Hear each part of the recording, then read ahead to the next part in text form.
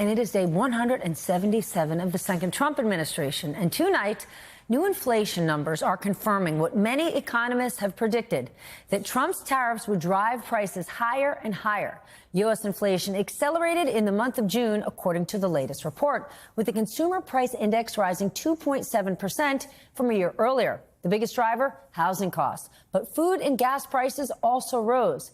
Economists were quick to react to the data. And I'm talking nonpartisan economists, the ones that work at banks. Okay, Bank America warning that the report provides, quote, ample evidence that the tariffs are being passed on to consumers. While Wells Fargo noted, quote, one of the top questions we get involves when will we see the impact of tariffs on consumer spending? The time is now. This morning, the president was asked for his reaction to the new numbers showing inflation rising, and this was the reaction.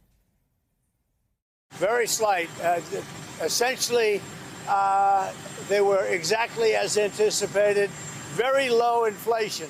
So what you should do is lower the rate. The Fed should lower the rate immediately. We have a very, very successful country. We should have the lowest interest rate anywhere in the world, and we don't.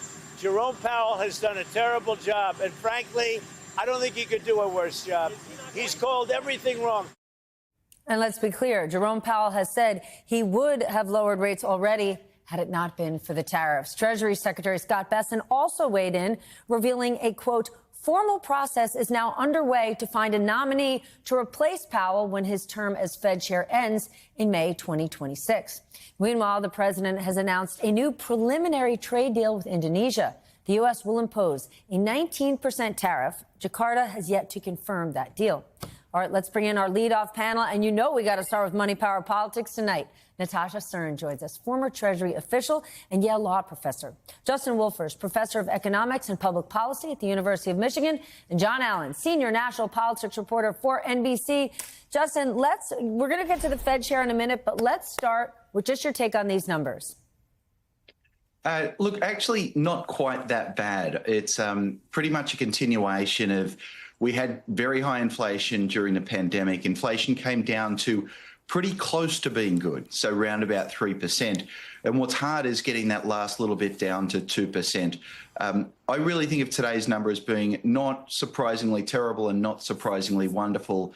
And actually, once in a while, that's good to say. Now, having said that, it's no surprise we're not seeing the main impact of the tariffs yet. The first big tariffs came through in April.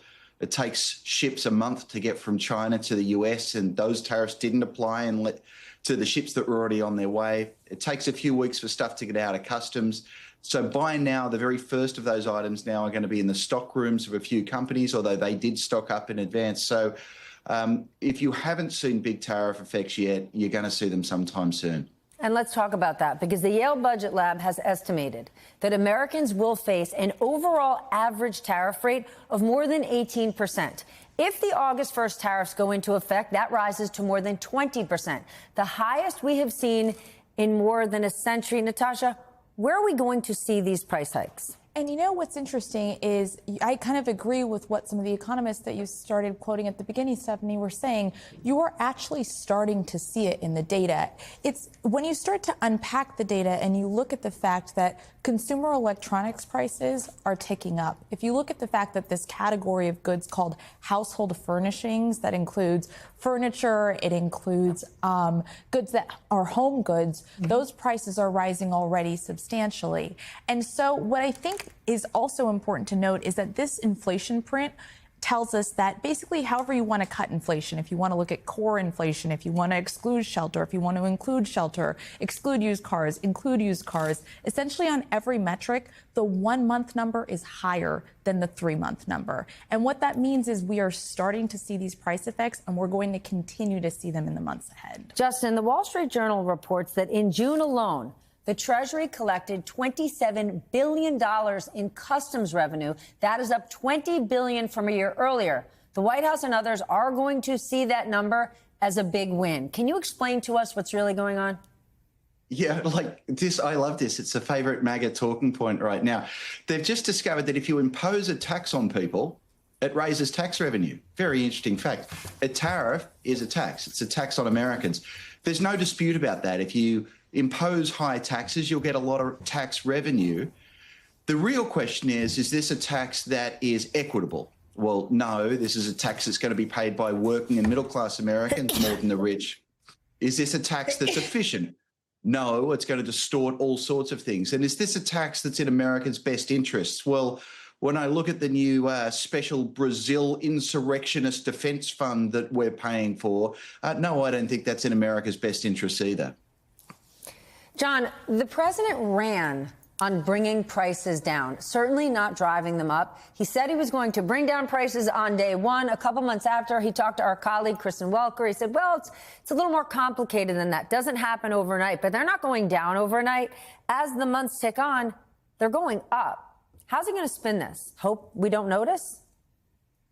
I mean, he'll do what he's done before, which is sort of make up a new line of argument. He not only did he say that he was going to slow the rate of inflation. He actually said he was going to eliminate inflation, that we would have 0% inflation, which, of course, most economists would tell you would be terrible economically. But we are seeing it tick up. And I think, as you pointed out in the opening, and as the other guests have pointed out, I mean, this is the beginning. If the policy continues, you can expect like boiling water heating up on a stove that at some point you're going to feel very burned. But in the first few months, first few minutes in terms of the stove and the boiling water, you might not feel it. I think most projections I've seen, and I have no reason not to trust them, are that this is just going to burn more and more. And it will be very difficult to unwind if that happens.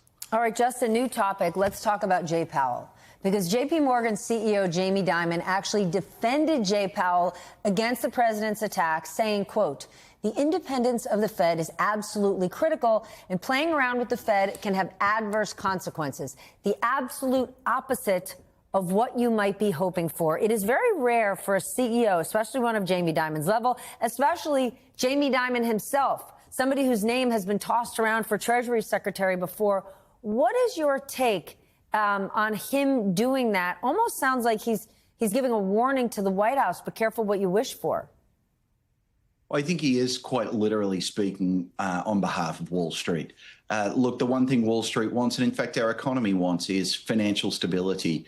If you put a clown in charge of the Fed, the clown could do all sorts of bad things. The most likely outcome would be very, very high inflation. When I say very high inflation, the last global leader who tried this trick was in Turkey, where they enjoyed inflation as high as 85%.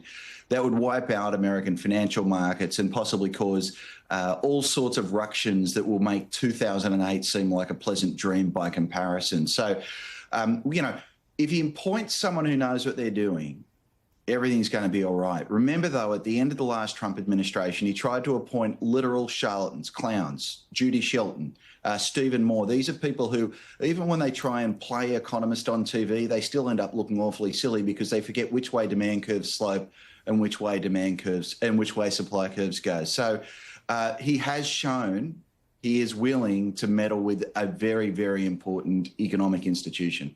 Well, he's not the only one going after Jay Powell, John. Several months ago, when things were tense in the White House, I had reported that Secretary Bessent would love to exit the Treasury Secretary post and be the next Fed chair. His office denied it, but let's fast forward.